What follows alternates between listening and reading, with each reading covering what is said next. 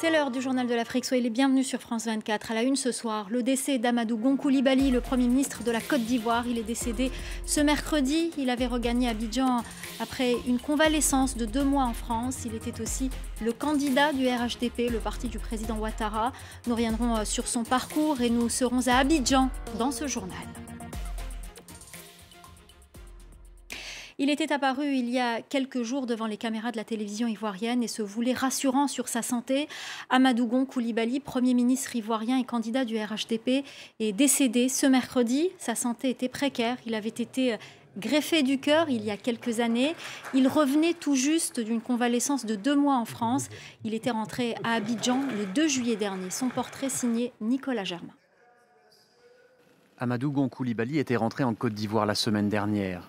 Il avait passé 2 mois en France officiellement pour un contrôle médical. Amadou Gon Coulibaly avait eu une greffe du cœur il y a 8 ans. Le jour de son retour, il s'était voulu rassurant. Je suis de retour pour prendre ma place aux côtés du président, pour continuer l'œuvre de développement et de construction de notre pays, la Côte d'Ivoire. En 1982, il avait obtenu un diplôme d'ingénieur à Paris. Plus tard, il devient député, puis ministre de l'Agriculture. En janvier 2017, Alassane Ouattara, dont il est très proche, le nomme Premier ministre. Amadou Gon Coulibaly avait 61 ans, il était marié et père de 5 enfants. L'annonce de son décès provoque un séisme politique en Côte d'Ivoire. Le Premier ministre avait été désigné candidat du parti du président Alassane Ouattara pour la présidentielle d'octobre. D'après les analystes politiques ivoiriens, comme il n'y a pas d'autre dauphin, il se pourrait qu'Alassane Ouattara décide finalement de se présenter de nouveau pour un 3e mandat. La Constitution a été changée en 2016 et il aurait le droit de concourir. Mais c'est une décision qui provoquerait sans nul doute la colère de l'opposition. Nous retrouvons tout de suite notre correspondant à Abidjan, Thaïs Brouk. Thaïs, bonsoir. La nouvelle est tombée en fin de journée. On imagine que les Ivoiriens ne réalisent pas encore. Oui, la Côte d'Ivoire est encore sous le choc et c'est le premier d'entre eux, le premier ivoirien, le président Alassane Ouattara, à avoir réagi. C'est d'ailleurs via un communiqué qu'il a écrit et qui a été lu à la télévision nationale. C'est comme ça que le décès d'Amadou Gon Coulibaly a été annoncé. Alassane Ouattara a présenté ses condoléances à la famille d'Amadou Gon Coulibaly et puis il a rendu un vibrant hommage à son collaborateur de 30 ans, celui qu'il considérait, ce sont ses mots, comme son petit frère, comme son fils. Il considérait Amadou Gon Coulibaly comme un véritable homme d'État. Et puis il y a eu évidemment d'autres réactions d'anonymes sur les réseaux sociaux notamment, et puis aussi de la classe politique, du côté du gouvernement et de l'opposition. Tous reconnaissent qu'Amadou Gon Coulibaly était quelqu'un de compétent, un homme d'État, et qu'il va potentiellement manquer à la Côte d'Ivoire. Et tout le monde présente ses condoléances à la famille d'Amadou Gon Coulibaly. Alors Thaïs, Alassane Ouattara le qualifie de petit frère, de fils, mais il était aussi son dauphin, le candidat du RHDP à la prochaine présidentielle. Beaucoup s'interrogeaient déjà sur sa capacité à faire campagne, un exercice très physique alors qu'il paraissait très affaibli. Oui, c'est sûr qu'en Côte d'Ivoire, ici, beaucoup s'inquiétaient sur son état de santé. Vous l'avez dit, il revenait juste d'un voyage en France, d'un séjour sanitaire. Ce séjour ne devait durer que quelques jours. Finalement, il s'est fait poser un stent et puis il a été de nouveau hospitalisé. Alors, il était revenu apparemment en forme, et on l'a vu dans le sujet précédent. Mais encore une fois, les gens se posaient des questions sur son état de santé. Et puis, il était rentré jeudi dernier et aujourd'hui, c'était son premier conseil des ministres et c'est au cours de ce conseil des ministres qu'il a eu un malaise. Il a ensuite été transporté dans une clinique ici à Abidjan et c'est là où il est malheureusement décédé. Alors la présidentielle en Côte d'Ivoire se tiendra dans un peu plus de 3 mois. Y a-t-il un plan B pour le parti d'Alassane Ouattara ? En tout cas, pas officiellement. On peut dire que la Côte d'Ivoire, selon les mots d'Alassane Ouattara, est en deuil, mais le RHDP, le parti fondé par Alassane Ouattara, est orphelin. Orphelin, parce qu'ils n'ont pas de candidat. Vous l'avez dit, la présidentielle doit se dérouler dans presque un petit peu moins de 4 mois. Et surtout, les candidats doivent être désignés d'ici le 31 juillet, d'ici la fin de ce mois. Et pour l'instant, officiellement, il n'y a pas vraiment de plan B. Potentiellement, potentiellement, selon certains analystes, eh bien, Alassane Ouattara pourrait revenir sur sa promesse de ne pas briguer de troisième mandat. Mais s'il prenait cette décision, eh bien, ce serait largement contesté par l'opposition. Il y aurait des recours devant la Cour constitutionnelle. D'autres personnes au sein des milieux politiques ici, certains analystes estiment que potentiellement Ahmed Bakayoko, le ministre de la Défense, pourrait aussi avoir sa chance. Mais pour l'instant, ici en Côte d'Ivoire, la Côte d'Ivoire est en deuil et la politique devrait reprendre ses droits d'ici quelques jours. Merci beaucoup Thaïs Brook pour cet éclairage. Et vous parliez d'analyste politique justement.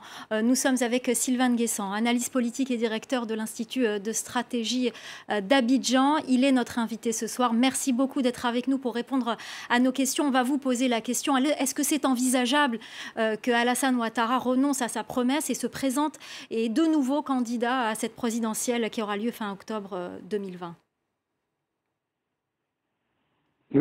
C'est fort possible que le président Alassane Ouattara puisse revenir sur sa décision, dans la mesure où il a toujours laissé une sorte de fenêtre ouverte, à savoir que si ceux de sa génération entendaient le président Bédié et le président Gbagbo se présenter, il trouverait tout à fait normal lui aussi de revenir dans le jeu politique.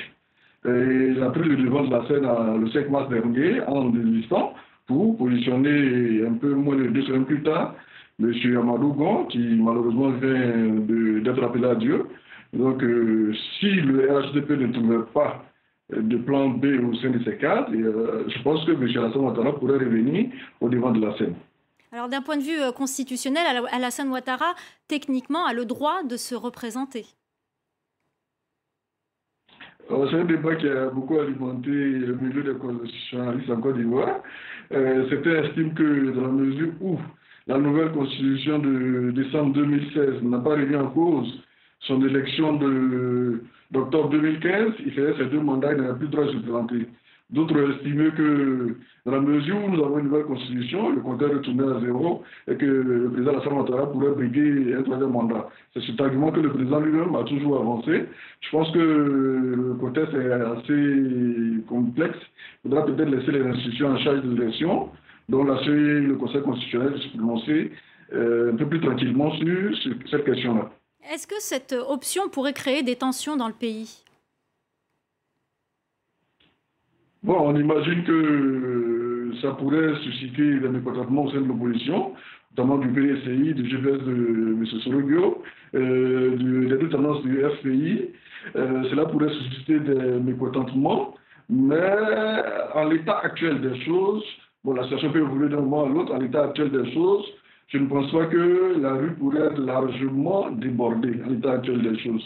Mais bon, comme c'est encore tout nouveau, tout chaud, on va attendre d'analyser cela à froid et puis de voir un peu comment l'opposition pourrait interpréter un retour de M. Alassane Ouattara au devant de la scène pour la présidentielle d'octobre 2020. Alors, y a-t-il d'autres prétendants à la candidature au RHDP ? On l'entendait tout à l'heure, notre correspondant parlait d'Ahmed Bakayoko, le ministre de la Justice. Est-ce qu'il y a d'autres noms aussi qui circulent ? Bon, officiellement, M. Ahmed Bakayoko a toujours clamé qu'il n'était pas intéressé pour le moment, qu'il fallait laisser la génération de ses aînés, dont M. Amadou Gon, se positionner et qu'il avait tout le temps devant lui. Mais bon, le contexte joue en sa faveur présentement. À mon avis, M. Ahmed Bakayoko pourrait être intéressé aujourd'hui. Au niveau du RHDP, il y a aussi d'autres cadres qui, malheureusement, n'ont pas été mis au devant de la scène ces derniers temps. Je pense au vice-président Kamlan Duncan. Je pense au secrétaire général Patrick Hachi. Je pense à la ministre Marietou Kouné. C'est vrai qu'ils n'ont pas eu la chance d'être propulsés au devant de la scène, mais le contexte oblige aujourd'hui le RHDP à trouver notre candidat. Je pense que cela pourrait faire l'affaire du RHDP dans la mesure où, bon, en face, il n'y a pas pour le moment des candidats dont la tête dépasse largement celle des autres. Le président Bédié qui est connu depuis, qui est au devant de la scène, bon, le RHDP pourrait trouver un candidat quand même qui puisse faire campagne honorable et avoir un très bon score, à mon avis, face au candidat du PDC déclaré. Alors, dans l'hypothèse que Alassane Ouattara se présente de nouveau, à quoi va ressembler cette présidentielle avec à l'affiche comme candidat des vieux loups de la politique ivoirienne ? La question que je me pose tout de suite, ça serait un peu le taux de participation. Bon, les trois visages sont connus depuis, même si le président Gbagbo, pour des questions administratives, juridiques, judiciaires, est encore à Bruxelles, ce sont des gens qu'on connaît depuis les années 90. La bataille des trois, le fameux spectacle des trois, la danse à trois, les deux s'allient pour faire tomber un autre, dès lors que l'adversaire est tombé, les deux deviennent ennemis. L'un se rallie à celui qui est, on est peu fatigué de tout ça. On se demande bien le taux de participation, mais bon, puisque la jeune génération n'a pas trop levé la tête, elle n'a voulu payer le prix pour être au devant de la scène, on aura bien un président probablement entre le président Alassane Ouattara, le président Sota, et le président Henri Konan Bédié, un peu le schéma qu'on connaît depuis 1990. Merci beaucoup Sylvain Guessant, analyste politique et directeur de l'Institut de stratégie d'Abidjan. Merci beaucoup d'avoir répondu à nos questions. Merci pour votre analyse. C'est la fin du Journal de l'Afrique. Je vous rappelle la principale information, la mort du Premier ministre ivoirien. Il est décédé ce mercredi, Amadou Gon Coulibaly. Il est décédé donc ce mercredi. Nous y reviendrons bien évidemment dans nos autres éditions et dans les journaux de France 24. Restez avec nous, l'info continue sur France 24.